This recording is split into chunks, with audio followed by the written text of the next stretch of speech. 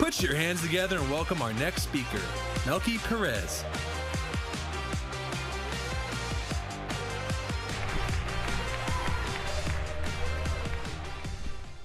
Hey everyone, today I'm super excited to be talking about AI-powered fundraising with Performance Max and Demand Gen because it can do amazing things.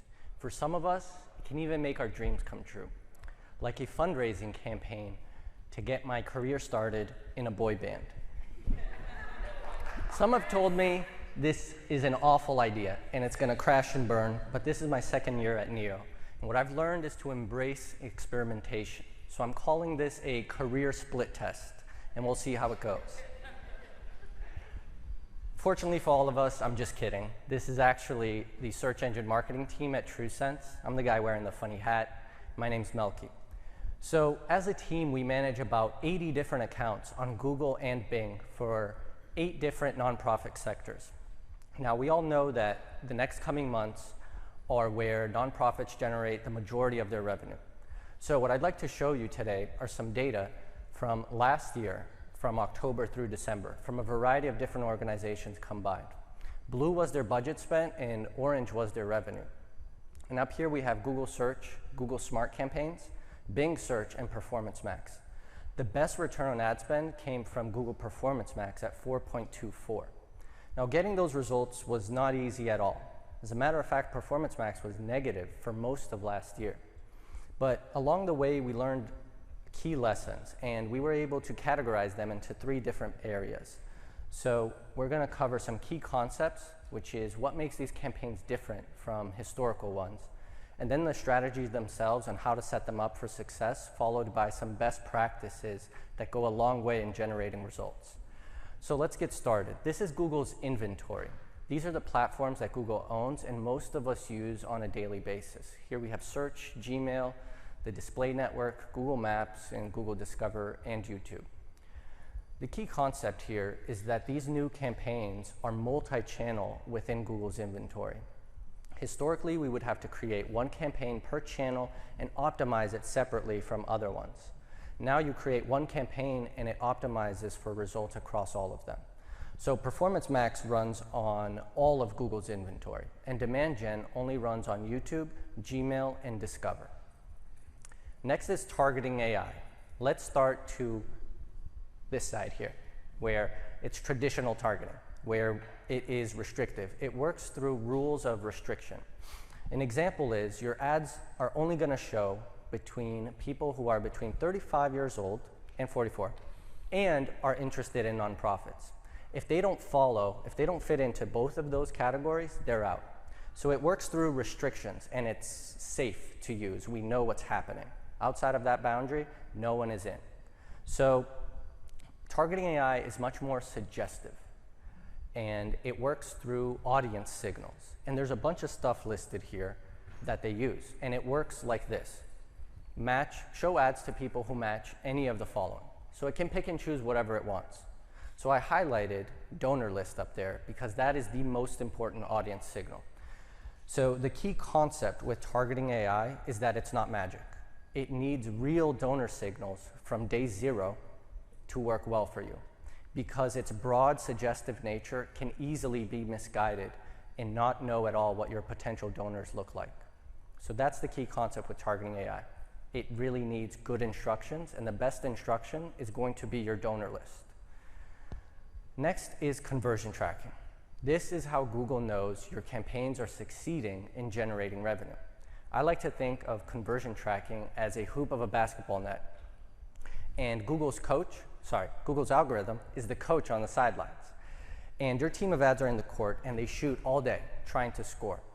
Now, if your account doesn't have conversion tracking, you're missing that hoop, the thing that tracks the score. That makes any kind of optimization impossible. So conversion tracking is essential to success with Google Ads. Now let's move on to some strategies with Performance Max. Your strategy should look like this: direct fundraising. Your campaign is only going to have one goal, which is to get donations. You're going to add those audience signals like the donor list and all other kinds of things. And then you're going to upload a variety of creatives, which is multiple images, multiple videos, and multiple ad copies. And they should all have one central theme, which is donate, because you will not be able to pick and choose what goes where. Google will mix and match the image with the ad copy or the video that it finds works best across all of the channels. Now, it won't run on Google Maps for a bunch of boring technical reasons that I don't need to share with you today. So, this is the AI-powered fundraising strategy that generated 4.24 return on ad spend last year, alongside some best practices I'll share with you shortly. Just targeting the bottom of the funnel. When you think Performance Max, just think bottom of the funnel. That's what it does best. Now let's get into demand gen. Here's what we're finding with demand gen. It's much more of a social parody of Google's inventory. It's mid-funnel audience building, and it has great remarketing capabilities when engaging with more immersive assets. So I highlighted those points there because it clarifies what demand gen is for. It's for creating an audience that has a buzz around your message. They're starting to get you, and that's what demand gen is for. So your strategy should look like this with demand gen. Increase awareness. Your goal is to get clicks, to get people to engage. And you're going to use all of Google's demand gen's targeting capabilities, which are audience segments, which is traditional targeting, audience signals, which is targeting AI, and lookalikes, which is a demand gen only feature. And you can use all of those inside one campaign. So at first I suggest you do all of them to see what works best for you. And then it's important to tell your story that blends in with all of these ad formats. So demand gen is to be used at the top and middle of the funnel of your fundraising strategy, and this is how they work together. Now let's move on to some best practices with Performance Max. You should be using search alongside Performance Max, and Google even calls this the power pair, because Performance Max complements your existing search campaigns and respects your keyword targeting. And one of the things that Performance Max does is listen to real-time data. So when you use a search campaign alongside Performance Max, it's actually using the real-time data from search to signal where to show an ad to that person in other channels, like YouTube or the display network. So they work really well together. Do not replace one for the other, okay? Another one is that with Performance Max, you only need one campaign. There's no need to set up multiple Performance Max campaigns because you can you can test all of your creative and targeting under one campaign in different asset groups. And then finally, you should be using all ad formats in Performance Max because it is multi-channel. And when you don't provide all of the creatives, you're going to be missing a channel. So like kind of driving a car on 3 wheels. Not good. On that same note, demand gen's best practice. You need to cater to all the ad formats with demand gen because unlike Performance Max, you can actually customize your creatives for each channel.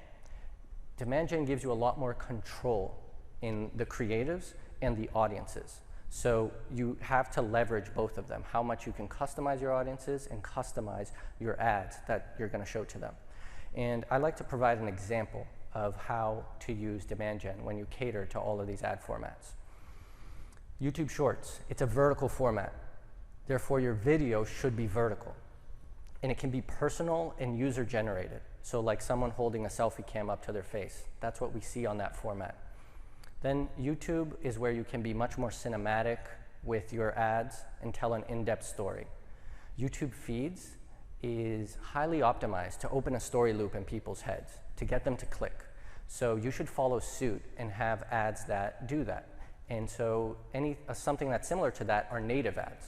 So try putting in and fitting in your native ads into the YouTube feed. Then there's Google Discover, which is where people can learn more about your mission. And I like to think of it as the place to run an ad like an advertorial, where you're not necessarily highlighting yourself, you're highlighting the problem. And then there's Gmail, which you don't have a lot of room to work with Gmail, so it can just be short and sweet with a call to action to learn more about your mission. So let me summarize this whole thing. Performance Max and Demand Gen are multi-channel campaigns. Targeting AI needs real donor signals, and you should upload your donor list when you use Targeting AI. Conversion tracking is going to be essential for success with Google Ads, no matter the budget you have. Demand gen is better suited for building brand awareness, and you should really focus on your creatives to be immersed in those ad formats. Then Performance Max is ideal for maximizing conversions. So together, Demand Gen is top of the funnel and middle, and Performance Max alongside search is on the bottom. And this is the AI-powered fundraising strategy that will work best for you this calendar year end. And that's all, folks. If you want more advice, I suggest you subscribe to the TrueSense blog and come to our booth for a friendly conversation. Thank you.